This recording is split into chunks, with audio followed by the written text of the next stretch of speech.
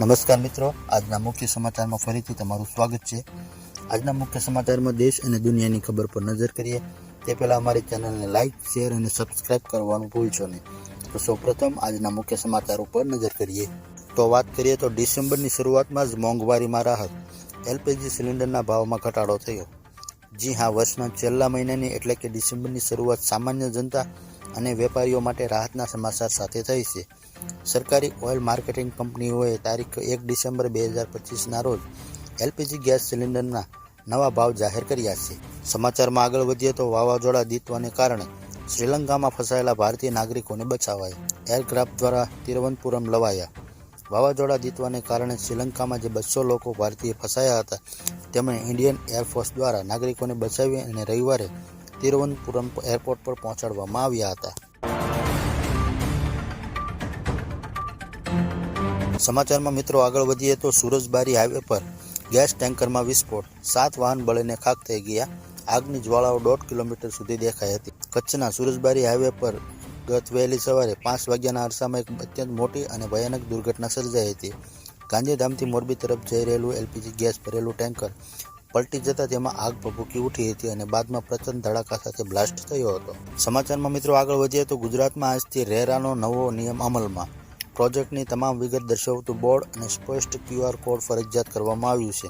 જ્યાં મિત્રો રાજ્યના રિયલ એસ્ટેટ ક્ષેત્રમાં પારદર્શિતા અને ગ્રાહક સુરક્ષાને વેગ આપવા Gujarat real estate regulatory authority દ્વારા એક મહત્વપૂર્ણ નિર્ણય લેવામાં આવ્યો હતો। સમાચારમાં મિત્રો આગળ વધીએ તો શિયાળાની શરૂઆત સાથે ડભોઈના થુવાવી ગામે પોક સેન્ટરમાં રોનક, કમોસમી વરસાદથી પોકના ભાવ આસમાને। શિયાળાની ઋતુ શરૂ થતાં જ ડભોઈ વડોદરા માર્ગે આવેલા થુવાવી ગામ પાસે પોક સિઝન જીવંત બની ઉઠી છે।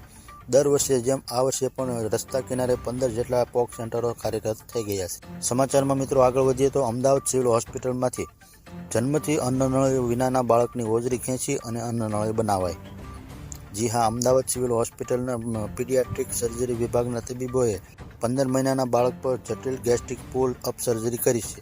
આ સર્જરી બાદ 15 મહિના પછી બાળક પહેલીવાર મોઢેથી ખોરાક લેતો થયો છે, જેમાં જન્મ પછીથી બાળક ટ્યુબ વડે બહારથી ભોજન લેવા માટે મજબૂર હતું। આ સર્જરીમાં હોજરી ખેંચી અને તેમાંથી અન્નનળી બનાવવામાં આવી છે। સમાચારમાં મિત્રો આગળ વધીએ તો છેલ્લા 2 વર્ષમાં ગુજરાતમાંથી 1000થી વધુ સિમ કાર્ડ દુબઈ પહોંચ્યા, આંતરરાષ્ટ્રીય સિમ કાર્ડ કૌભાંડનો પર્દાફાશ થયો છે। દુબઈમાં બેટિંગ કોલ સેન્ટરમાં કામ કરતો કુલદીપ ભારત આવે ત્યારે ₹1500ના ભાવે સિમ કાર્ડ ખરીદતો હતો।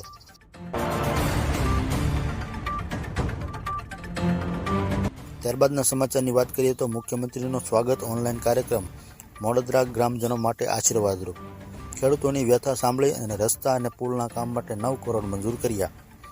પોરબંદર જિલ્લાના કુતિયાણા નજીક આવેલા 1200ની વસ્તી ધરાવતું નાનકડું ગામ મોડદર આજે ખુશ છે। તેનું કારણ મુખ્યમંત્રીનો સ્વાગત ઓનલાઈન કાર્યક્રમ કે જેમાં તેમણે 9 કરોડ મંજૂર કર્યા રસ્તા અને પુલ માટે। સમાચારમાં મિત્રો આગળ વધીએ તો સંસદનું શિયાળુ સત્ર આજથી શરૂ, SIR મુદ્દે ભારે હોબાળાની શક્યતા, 9 નવા આર્થિક બિલ રજૂ થશે। સંસદનું શિયાળુ સત્ર આજથી શરૂ થઈ રહ્યું છે અને આ સત્ર 19 ડિસેમ્બર સુધી ચાલશે। એક તરફ જ્યાં સરકાર આ સમયગાળા દરમિયાન પરમાણુ ઉર્જા ક્ષેત્ર, ઉચ્ચ શિક્ષણ, માળખાકીય સુધારા અને શેરબજારના નિયમો સહિત 10 મહત્વપૂર્ણ વિધેયકો રજૂ કરવા જઈ રહ્યા છે, તો બીજી તરફ વિપક્ષ SIRના મુદ્દે સરકારને ઘેરવાની તૈયારીમાં છે।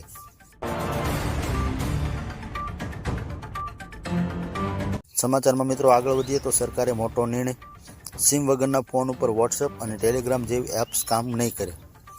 વોટ્સએપ, ટેલિગ્રામ કે સ્નેપચેટ જેવી એપ્સનો ઉપયોગ કરનારાઓ માટે સરકાર તરફથી એક મોટી અપડેટ આવી છે। સરકારે દેશની ઘણી લોકપ્રિય મેસેજિંગ એપ્સના ઉપયોગની રીતમાં જરૂરી ફેરફાર કરી અને નવી શરતો લાગુ કરી છે। સમાચારમાં આગળ વધીએ તો સ્લીપર મુસાફરોને રાહત, જાન્યુઆરી 2026થી બેડરોલ સુવિધા શરૂ થશે। દક્ષિણ રેલવેના ચેન્નઈ વિભાગે પ્રથમ વખત સ્લીપર ક્લાસના મુસાફરો માટે સ્વચ્છ અને સેનિટાઇઝ બેડરોલ સેવા શરૂ કરવાની જાહેરાત કરી છે। સમાચારમાં આગળ વધીએ તો CBSEએ ધોરણ 10 અને 12 બોર્ડની પરીક્ષાની પેટર્ન બદલી, 50% પ્રશ્ન કાર્યક્ષમતા આધારિત રહેશે। ધોરણ 10 બોર્ડ એક્ઝામ 2 વખત યોજાશે।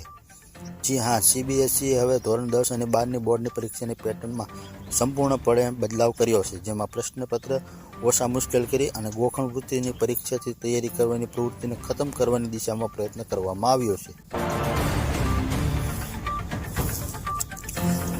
સમાચારમાં વાત કરીએ તો શિયાળામાં શરીરને મજબૂત કરવા શિયાળુ પાકનું વેચાણ શરૂ, જેમાં સિંગ પાક, તલસાની, ખજૂર પાક સહિતની સ્વાદિષ્ટ વસ્તુઓ બજારમાં છવાય. વેપારીઓએ નફામાં કાપ મૂકી અને ગયા વર્ષનો જ ભાવ યથાવત રાખ્યો છે. સમાચારમાં આગળ વધીએ તો 10.4 ડિગ્રી સાથે કંડલા સૌથી ઠંડુ શહેર. નલિયાના તાપમાનમાં 1.2 ડિગ્રીનો વધારો, જ્યારે રાજ્યમાં બેવડી ઋતુનો અનુભવ. આજે રાજ્યમાં 10.4 ડિગ્રી સેલ્સિયસ સાથે કંડલા સૌથી વધુ ઠંડુ શહેર રહ્યું હતું. છેલ્લા 24 કલાકમાં નલિયામાં લઘુત્તમ તાપમાન 1.2 ડિગ્રી સેલ્સિયસનો વધારો થયો છે. ત્યારબાદના સમાચારની મિત્રો વાત કરીએ તો હીરાના ભાવ તૂટતા રત્ન કલાકારોની રોજીરોટી ઉપર ખતરો. નાની સાઇઝના નેચરલ રફ હીરાના ભાવમાં છેલ્લા એક સપ્તાહમાં આશરે 10% ઘટાડો થયો છે. વિશ્વના ડાયમંડ પોલિશિંગ હબ તરીકે ઓળખાતા સુરતના હીરા ઉદ્યોગમાં ફરી એકવાર મંદીની ઘેરી અસર વર્તાઈ રહી છે. વૈશ્વિક માંગમાં અચાનક ઘટાડો થવાને કારણે ખાસ કરીને નાની સાઇઝના નેચરલ રફ હીરાના ભાવ છેલ્લા એક સપ્તાહમાં આશરે 10% જેટલો મોટો ઘટાડો નોંધાયો છે. સમાચારમાં આગળ વધીએ તો સોનું 2011 વધીને 1.29 લાખ પ્રતિ 10 ગ્રામ થયું. આ વર્ષે 52,440 રૂપિયા મોંઘું થયું. ચાંદી 9,381 વધી અને 1.74 લાખ પ્રતિ કિલો થઈ ગઈ છે. સોના ચાંદીના ભાવમાં આજે એટલે કે 1 ડિસેમ્બર પછી તેજી જોવા મળી રહી છે. India Boolean and jewellers association અનુસાર 10 ગ્રામ સોનું 2011 રૂપિયા મોંઘું થઈ અને 1,28,602 રૂપિયા પર પહોંચી ગયું છે. આ પહેલા 10 ગ્રામ સોનું 1,26,591 રૂપિયા હતું. ત્યારબાદ સમાચારની મિત્રો વાત કરીએ તો તમિલનાડુમાં 2 બસોની ભયાનક ટક્કર, જેમાં 11ના મોત. સીટો વચ્ચે ફસાયા મૃતદેહો, ખાસ તોડીને બહાર કાઢ્યા. 20થી વધુ ઘાયલ. મૃતકોમાં 8 મહિલાઓ અને 2 બાળકો. ત્યારબાદના મહત્વના સમાચારની વાત કરીએ તો પુતિન 4 ડિસેમ્બરે ભારત આવશે. રશિયા યુક્રેન યુદ્ધ પછી પ્રથમ વખત આવી રહ્યા છે. તેલ ખરીદી પર વાતચીત થશે. ડિફેન્સ પર મોટો કરાર થઈ શકે છે. રશિયન રાષ્ટ્રપતિ વ્લાદિમીર પુતિન 4 ડિસેમ્બરે 2 દિવસે ભારતીય પ્રવાસે આવવાના છે. 2022માં યુક્રેન યુદ્ધ શરૂ થયા પછી આ તેમની પ્રથમ ભારત યાત્રા છે. ત્યારબાદના સમાચારની મિત્રો વાત કરીએ તો અમદાવાદમાં અમિત શાહ 7મી તારીખે 2 EWS આવાસ સ્કીમનો ડ્રો કરાવશે. કેન્દ્રીય ગૃહ અને સહકાર મંત્રી અમિત શાહના હસ્તે આગામી 7 ડિસેમ્બરના રોજ ₹2,395 કરોડના 68 કામોનું લોકાર્પણ અને ખાતમુહૂર્ત કરવામાં આવશે, જેમાં અમદાવાદ શહેરના 618 કરોડના 15 કામનો સમાવેશ કરવામાં આવ્યો છે. આ દરમિયાન તેઓ 2 આવાસ યોજનાના મકાનોનો ડ્રો પણ કરાવશે.